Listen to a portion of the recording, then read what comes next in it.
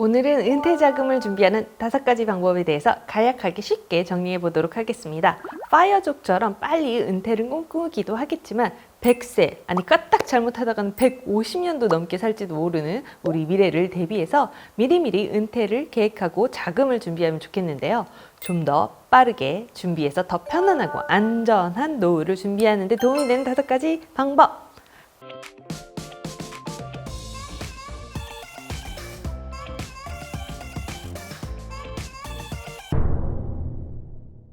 저축이나 투자는 일찍 시작할수록 좋다는 사실 많이 들어보셨죠? 저축해서 일정 종잣돈을 모으면 투자도 더 빠르게 가능합니다. 미국의 유명한 투자자이자 자산운용사 뱅가드 그룹의 창업자인 기업인 존 보글은 이렇게 말했는데요. 시간은 부를 쌓는 데 있어 가장 큰 자산입니다. 이분은 인덱스 펀드의 실질적인 창시자이자 대중화한 공로로 전 세계적으로 인정을 받는 분입니다. 특히 저축을 일찍 시작함으로써 돈을 더 많은 시간 성장시키고 이자를 증가시킬 수 있다는 사실, 매달 조금씩만 저축을 할 수 있다고 해도 시간이 지나면 복리의 마법에 따라 기하급수적으로 쌓일 수가 있습니다. 시간의 힘을 한번 믿어보세요. 이 영상을 보시는 여러분, 지금이 가장 젊을 때이니까 빨리 시작하시면 좋겠죠. 당장 부자들이 한다는 저축 비법 그리고 예테크에 대한 영상은 제가 따로 만들어 두었으니까 이 영상도 참고해 주시면 좋겠습니다. 전 세계적으로 유명한 투자의 대가들 누가 떠오르시나요? 저는 워런 버핏, 피터 린치, 레이 달리오가 먼저 생각이 나는데요. 이분들의 어릴 적 일화가 재밌어서 잠깐 소개하도록 하겠습니다. 워런 버핏은 6살 때 껌과 콜라를 팔기도 했고 11살 때는 차트를 보고 시티즈 서비스라는 우선주 주식을 사서 주식 투자를 시작했다고 하는데요. 당시에 시티즈 서비스는 38달러에 사서 40달러 정도에 매도를 했는데 나중에 보니까 200달러를 넘어서 장기 투자의 중요성을 느꼈다고 합니다. 또 대학생 때부터 소장하고 있던 피터 린치의 책 월가의 영웅도 제가 다시 찾아봤어요.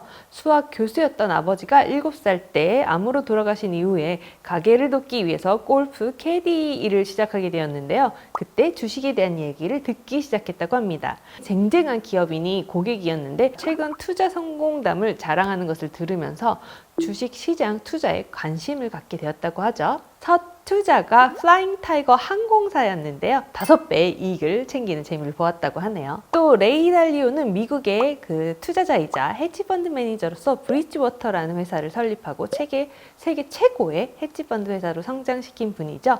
그의 책 원칙에 보면은 12살 때 캐디로 일했던 링크스 골프장에서 일하는 사람들이 다 주식에 대해서 이야기를 했다고 해요.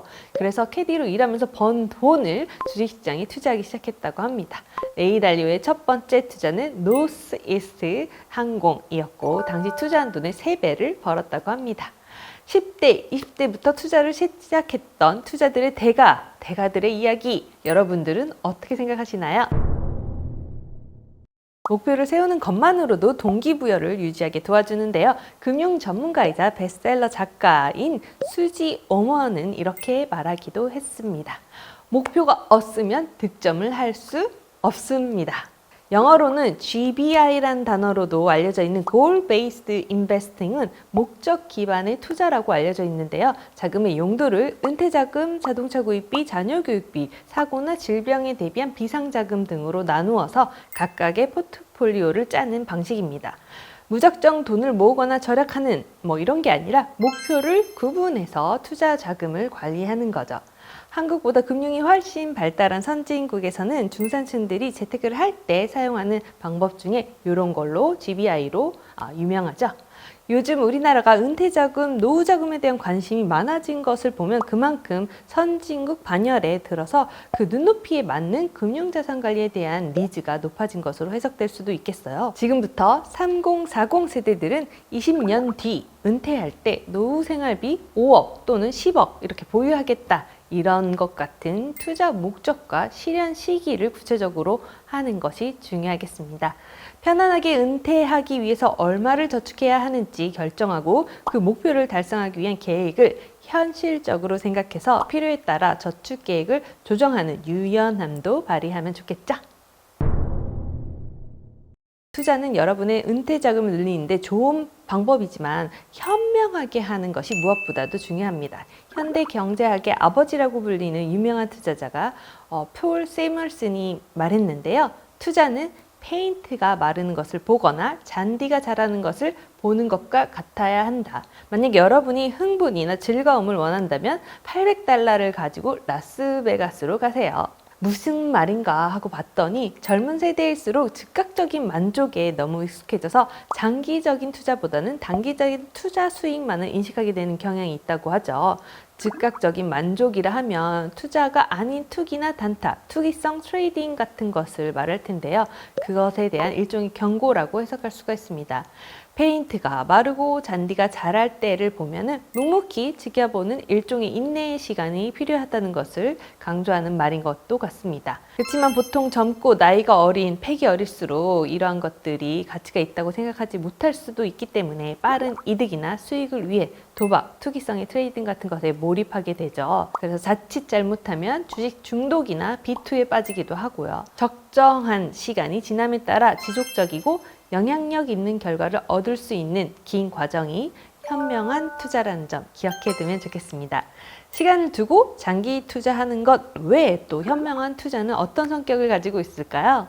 일명 몰빵하지 말고 분산 투자하자는 것입니다. 또 인덱스 펀드나 채권, 연금, 금, 비트코인, 부동산 등을 포트폴리오로 다양하게 하는 것도 있을 수 있겠습니다. 최근 미국의 최대 자산운용자인 블랙럭이 비트코인 현물 ETF를 상장 신청해서 가격이 전 세계적으로 급등을 했는데요. 수량이 제한된 비트코인이 대형 기관들이 사들인다면 가격이 오를 수밖에 없다는 논리라고 합니다.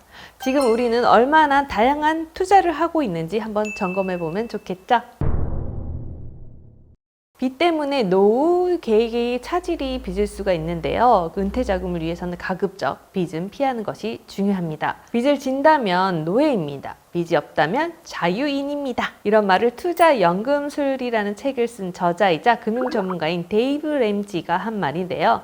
그는 파산해서 밑바닥 신세까지 가가지고 다시 백만자로 재기한 경험으로 이 책을 썼다고 해요. 여러분, 고든 램지 햄버거만 기억하지 말고 데이브 램지의 말도 기억해 봅시다. 빚을 지면 노예, 빚이 없으면 자유인. 데이브 램지의 걸음마 공식 7스텝이 유명한데요. 7 베이비 스텝이라는 말로 알려져 있습니다. 첫째, 비상자금 $1,000를 모으기. 둘째, 눈덩이 전략으로 빚 청산하기. 셋째, 생활비 3에서 6개월 정도 비상자금을 마련하기. 넷째, 수입의 15%를 은퇴자금으로 투자하기.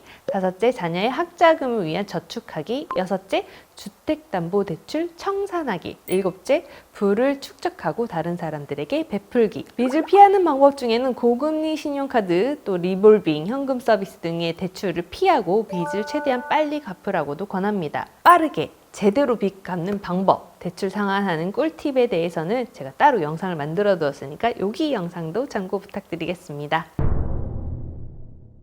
금융 전문가의 조언을 받는 것은 은퇴 자금 마련하는 데 큰 도움이 될 수 있습니다. 지식에 대한 투자는 최고의 이자를 얻게 한다. 벤자민 프랭클린이 한 말인데요. 금융 투자나 경제 상식에 대해서 책이나 유튜브 영상을 통해서 혼자 공부하는 것도 좋지만 파이낸셜 어드바이저라고 하는 재무 전문가들에게 상담을 받아보는 것도 방법입니다. 개개인의 삶이 워낙 다양하다 보니까 자신에게 맞는 목표로 맞는 맞춤형 은퇴 계획을 설계하고 수립하는 것도 방법이 될 수 있겠습니다.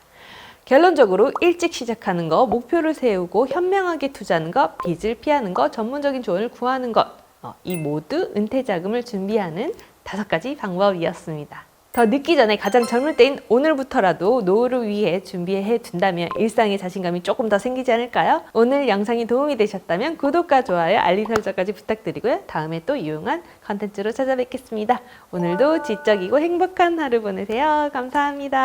안녕.